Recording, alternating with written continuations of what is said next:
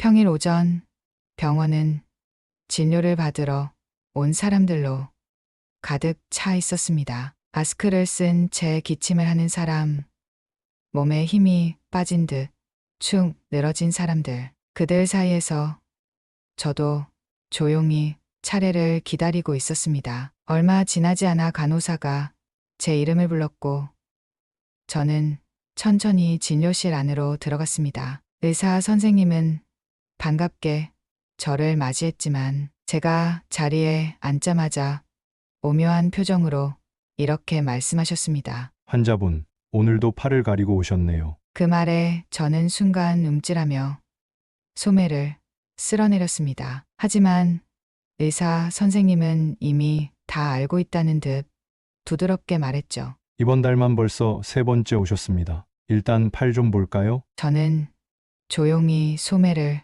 걷었습니다. 금방이라도 부서질 듯한 마른 팔 위로 푸른 빛이 감도는 멍자국들이 가득했습니다. 의사 선생님은 한숨을 쉬며 조심스럽게 제 팔을 살폈습니다. 그리고 조용히 물었죠. 이건 어떻게 생긴 겁니까? 그 순간 저는 아무런 대답도 할 수 없었습니다. 그저 멍이 든 팔을 내려다보며 지난 시간들이 머릿속을 스쳐 지나갈 뿐이었습니다. 제가 왜 몸과 마음에 푸른빛 멍자국을 달고 살아야 했는지 지금부터 그 이야기를 들려드리겠습니다. 남편이 세상을 떠난 후 저는 두 아들을 홀로 키워야 했습니다. 사실 처음부터 혼자가 된 건 아니었습니다. 남편이 떠나고 얼마 동안은 시댁과 왕래도 있었고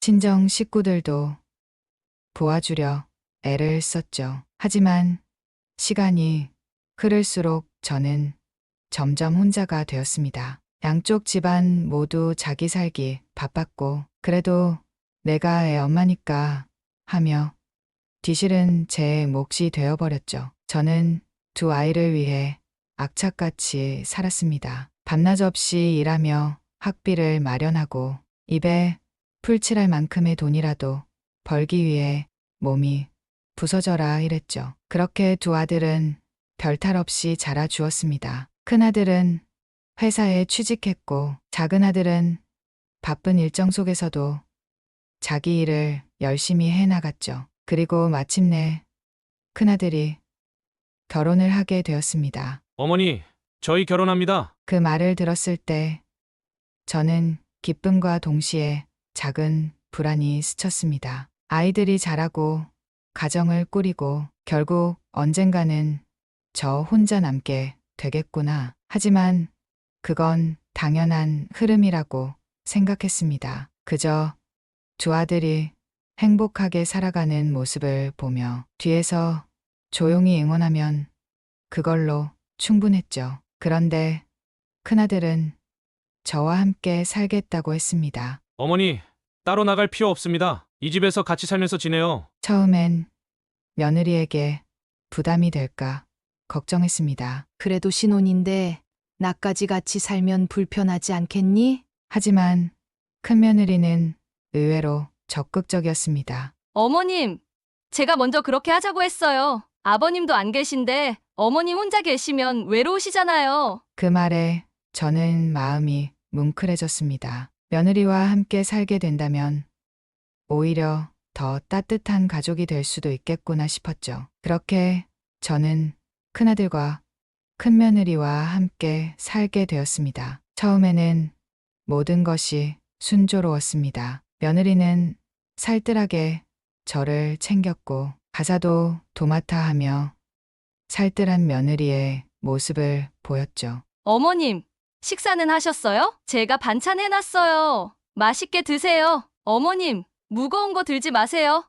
제가 할게요. 그런 며느리가 참 고마웠고 저는 속으로 참 복이 많구나 싶었습니다. 하지만 그 행복이 너무 오래 지속되지는 않았습니다. 며느리는 점점 변해가기 시작했죠. 그리고 저는 그 변화가 무슨 의미인지 깨닫기까지 너무 오랜 시간이 걸렸습니다. 큰 며느리는 처음에는 살뜰한 사람이었습니다. 저보다 먼저 일어나 밥을 짓고 설거지도 도맡아 했죠. 어머님, 이런 건 며느리가 하는 거예요. 어머님은 그냥 편하게 계세요. 그 모습이 너무 고마워서 며느리에게 미안한 마음이 들 정도였어요. 그런데 그런 며느리가 변하기 시작했습니다. 처음엔 아주 사소한 것들이었어요. 문을 닫는 소리가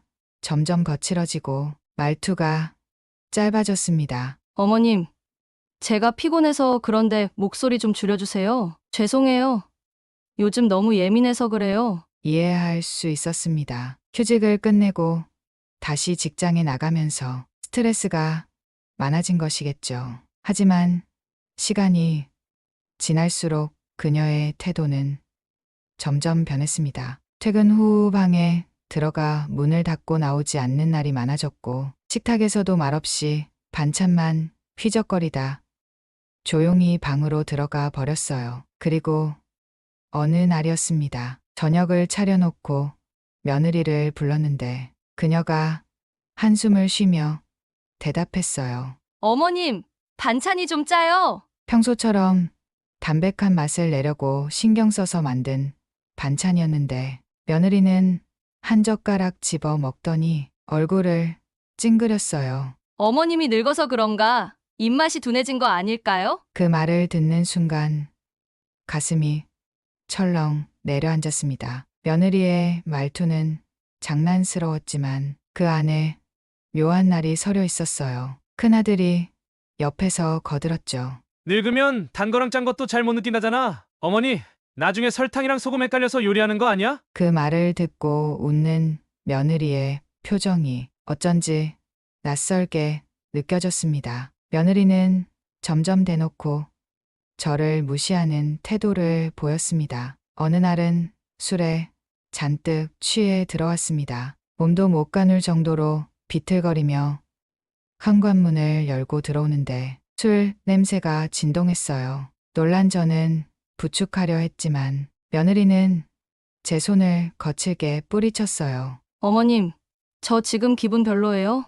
제발 저한테 신경 좀 끄고 살면 안 돼요? 그러더니 저를 밀치고 방으로 들어가 버렸습니다. 저는 그 자리에 멍하니 있었습니다. 이게 무슨 상황이지? 하지만 이게 시작이었을 줄은 몰랐습니다. 그날 이후 며느리는 대놓고 저를 무시하고 심지어 손을 대기까지 했어요. 어느 날은 갑자기 제 팔을 세게 꼬집었습니다. 어머님, 제발 좀 조용히 해주세요. 회사에서도 스트레스 받고 왔는데 집에서도 이러시면 어떡해요? 그녀의 손길이 떨어지고 난 뒤 제 팔에는 선명한 멍이 남아 있었습니다. 그날 밤 거울을 보며 팔에 새겨진 멍을 가만히 바라봤습니다. 저는 아무 잘못도 하지 않았는데 왜 이런 대접을 받아야 할까요? 그 순간 참았던 눈물이 쏟아졌습니다. 며느리에게 팔을 꼬집힌 날 저는 밤새 뒤척이며 잠을 이루지 못했습니다. 팔에 남은 멍이 너무도 선명해서 보이지 않는 상처까지 함께 도드라지는 것 같았어요. 내가 뭘 그렇게 잘못했지? 한숨을 내쉬며 아침이 밝아올 때까지도 머릿속이 복잡했습니다. 그런데 다음 날 아침이 되자 며느리는 아무 일 없었다는 듯 행동했습니다. 어머님, 오늘 반찬 뭐 해드릴까요? 어제의 그녀가 맞나 싶을 정도로 너무나 태연한 얼굴이었죠. 그 모습을 보니 가슴이 더 답답해졌습니다. 하지만 저는 애써 모른 척하기로 했어요. 이게 평범한 시어머니와 며느리 사이에서 일어날 수 있는 일이겠지 싶었거든요. 하지만 며느리의 행동은 점점 더 노골적으로 변했습니다. 식탁에 앉아 밥을 먹다가 젓가락을 툭 놓으며 말했어요. 어머님, 오늘 반찬 또 짜네요? 아니, 원래 이렇게 짜게 드셨어요? 그녀의 시선이 날카롭게 느껴졌어요. 큰아들은 며느리의 말을 듣고 피식 웃으며 맞장구 쳤죠. 그러게 요즘 들어 반찬이 짜진 것 같긴 해. 늙으면 미각이 둔해진다잖아. 그 말을 들은 순간 가슴이 철렁 내려앉았습니다. 이제 대놓고 무시하는구나. 어제까지는 어색하게라도 웃어주던 아들이 며느리의 말에 장단을 맞추고 있었습니다. 그 모습을 보고 있는데 갑자기 밥이 목에 걸려 넘어가지 않았어요. 내가 너무 예민한 건가? 아니야. 이건 명백한 무시야. 그 후로도 며느리는 저를 향한 날선 말을 서슴지 않았습니다. 어머님, 청소 좀 제대로 하시면 안 돼요? 소파 밑에 먼지가 그대로 있잖아요. 아침에 좀 조용히 해주세요. 출근 전까지는 저만의 시간이 필요하거든요. 어머님, 저 진짜 스트레스 받아요. 제발 좀 눈치껏 행동해 주세요. 이야기를 할수록 그녀는 저를 향한 감정을 더 숨기지 않았어요. 그러던 어느 날 저는 문득 거울을 보다가 제 얼굴이 너무 초라해 보인다는 생각이 들었습니다. 이게 내 모습이었나? 어느새 어깨는 움츠러들어 있었고 입술은 잔뜩 바짝 말라 있었습니다. 웃음기 없는 얼굴이 너무 낯설었어요. 그제야 깨달았습니다. 이건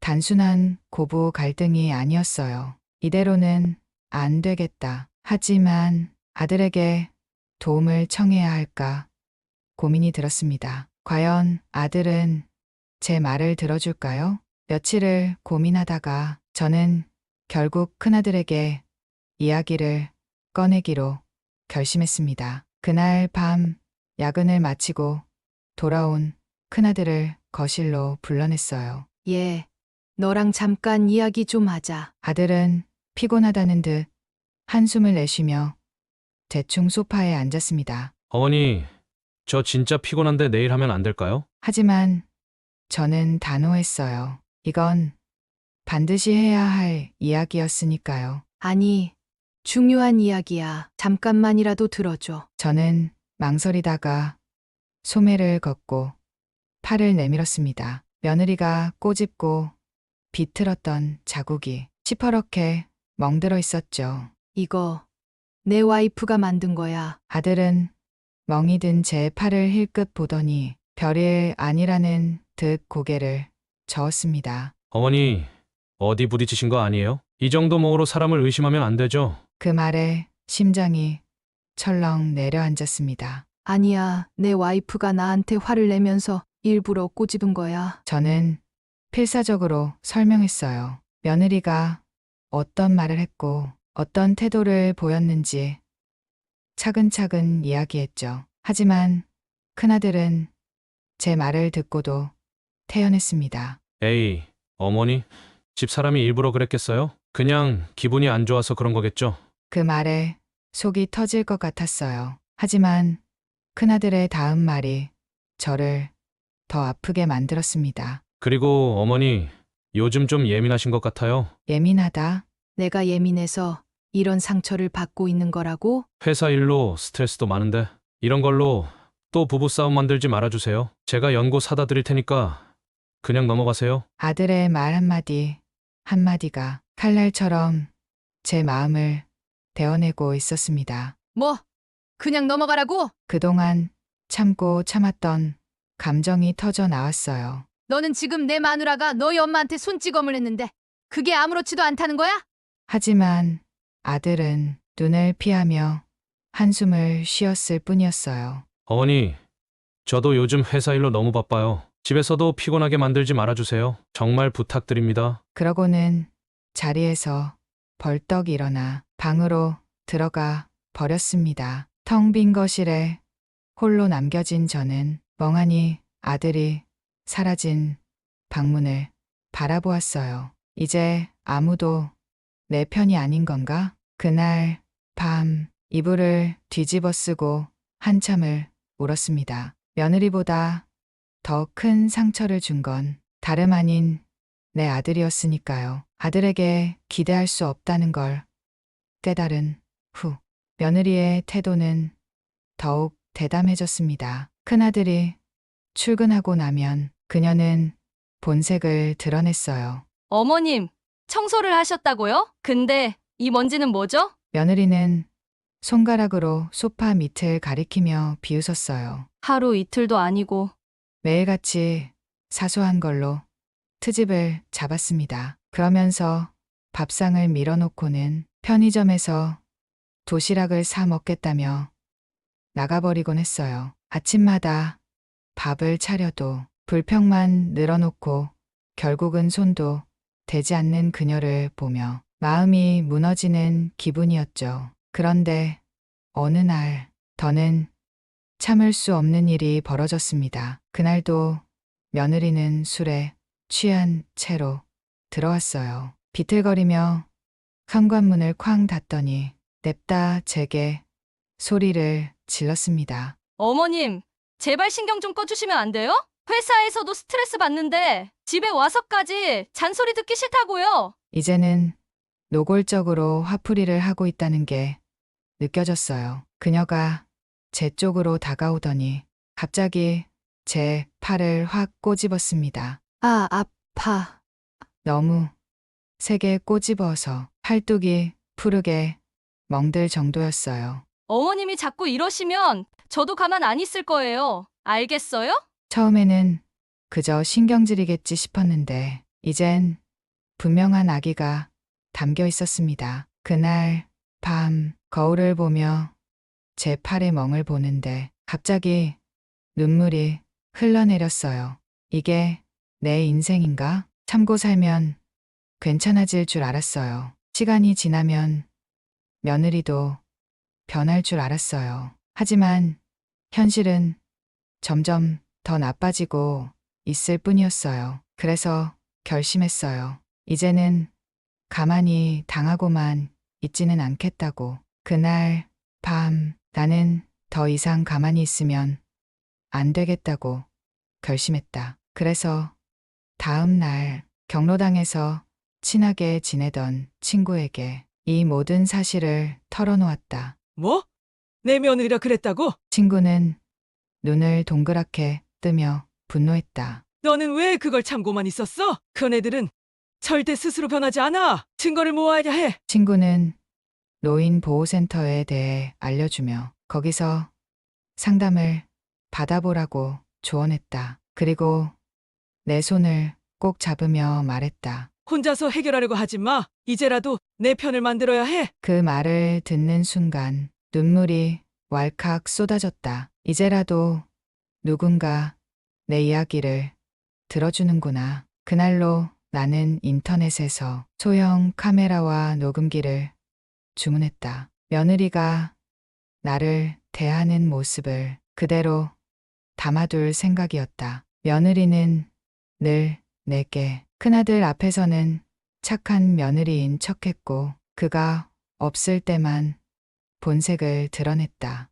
이제 그 가면을 벗길 차례였다. 며느리의 학대는 점점 더 노골적으로 변해갔다. 어머님, 이 반찬 또 하셨어요? 제가 그거 싫어하는 거 모르세요? 미안해, 아가. 다음부턴 됐어요. 그냥 안 먹을게요. 그러고는 한숨을 푹 내쉬며 밥상을 밀어버렸다. 또 다른 날은 내가 정리해 둔 거실을 보더니 팔짱을 낀 채 코웃음을 쳤다. 이걸 청소했다고요? 와, 대충 하시는 것도 정도가 있죠. 제가 그냥 다시 할게요. 그러더니 일부러 먼지를 바닥에 털어버렸다. 그런 행동을 하면서도 큰아들 앞에서는 언제나 다정한 척했다. 어머님, 제가 안마해드릴게요. 어머니 반찬은 언제나 최고예요. 큰아들은 그런 며느리를 보며 우리 어머니 며느리 복 터졌네.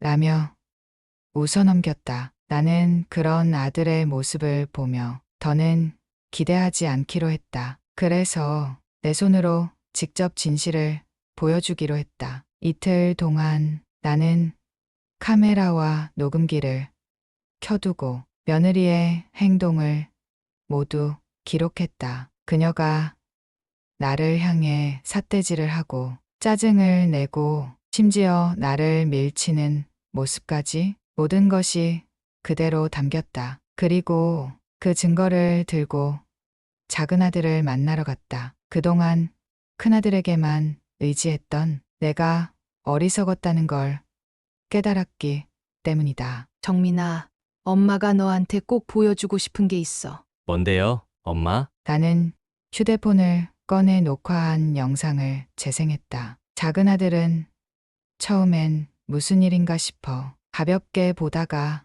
점점 얼굴이 일그러지더니 주먹을 꽉 쥐었다. 형수님이 어머니한테 이렇게 했다고요? 그래, 이제라도 내가 알아야 할 것 같아서 너한테 보여주려고 했어. 이거 형도 봤어요? 나는 깊은 한숨을 내쉬었다. 보여줬지. 근데 내 형은 이걸 보고도 나한테 이간질하지 말라고 하더라. 뭐요? 작은 아들의 표정이 순식간에 굳어졌다. 형이 그랬다고요?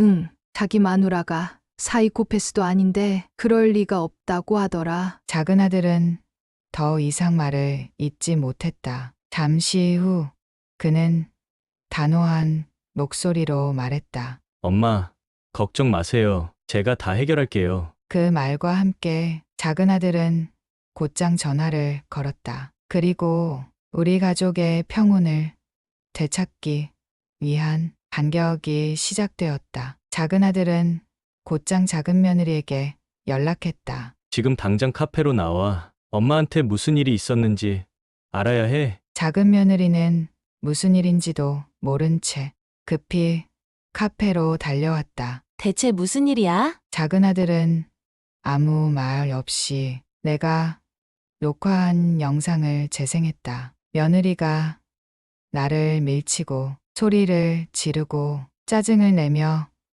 반찬을 투정하는 모습이 그대로 담겨 있었다. 작은 며느리는 눈을 동그랗게 뜨며 입을 틀어막았다. 이게 뭐야? 형수님이 어머니한테 이렇게 했대. 작은 며느리는 믿을 수 없다는 듯 고개를 저었다. 말도 안 돼. 그렇게 다정하게 행동하던 사람이? 나는 무거운 한숨을 내쉬었다. 내 형 앞에서는 그렇게 행동했지. 그래서 형은 이거 보고 뭐래? 작은 아들은 비웃듯이 코웃음을 쳤다.